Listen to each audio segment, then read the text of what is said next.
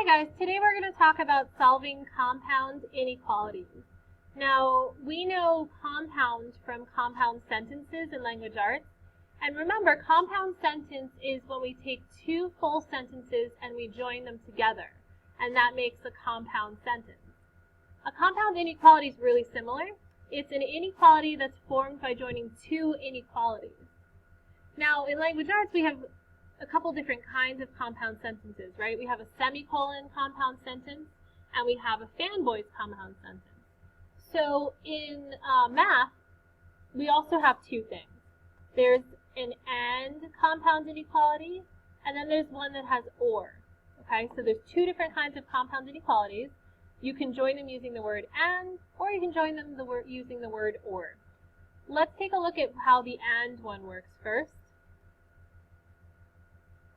So solutions of a compound inequality with and consist of numbers that are solutions of both inequalities.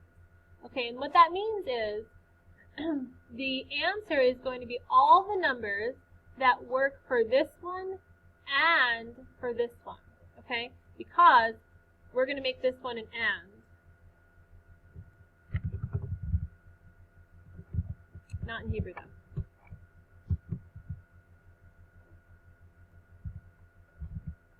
Okay, so this one's going to be an and let's see what that would look like if it were graphed. If I graph the first one, x is greater than or equal to 2, that's going to be over here, and it's going to go this way, right? And then if I look at x is less than 5, that goes here, goes all the way down here. Okay. So I've got them graphed separately, but really the answer to this question or the solution to this problem would be all the numbers that are in both the red and the blue. And another way of thinking of that is, what is the overlap for both of them? So if I look here, the overlap is going to be from 2 to 5, right? Everything here, and we'll figure out the signs in a second, but everything basically, bigger than 2, less than 5, is in both of them. Because if I look over here, the blue does not have these numbers. And if I look over here, the red does not have these numbers. So the answer is the overlap, okay? So our overlap is going to look like this. I notice that it says greater than or equal to 2, so that's still a closed circle. I notice that it says just less than 5, so that's still an open circle. And the way that I would show this on a graph is to go like this. That's how I would join them together. Okay? And that means x is greater than or equal to 2 and x is less than 5. Often the way you're going to see this written is like this. You're going to put the smaller number first. Then you're going to put the sign facing to the left. Now this one happens to be with an equal. Then you're going to put the letter. Then you're going to put the next sign. And then you're going to put the bigger number. Okay, so this and this mean the same thing, but often you're going to see it written this way because it's just a neater way of writing it. Okay, so that says x is greater than or equal to 2 and x is less than 5. And this is the graph of that compound inequality. Okay, so that's and. Now if you look at or,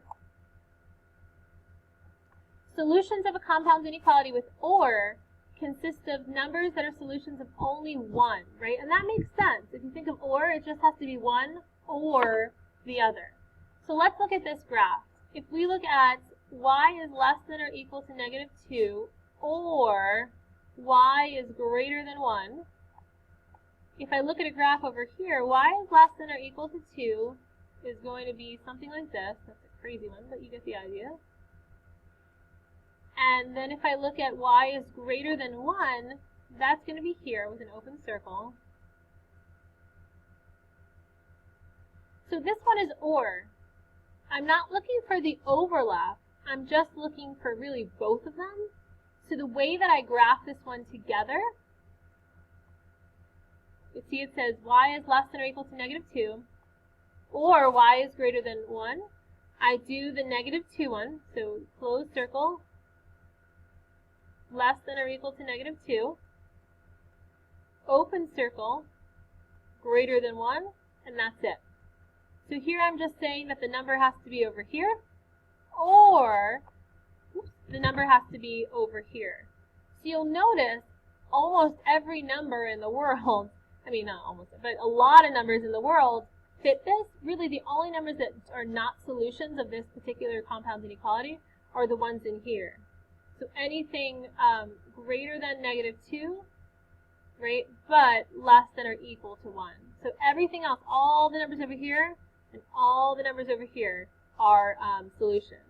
Now, you may remember when we did AND, when we were done, I showed you that there's another way to write it, to put it all together like this. With OR, there's not another way to put it together. So you actually leave your answer, as far as writing the answer, like this. And that's the graph. All right. So feel free to go back and watch anything that you need to be reviewed, and I will see you in class.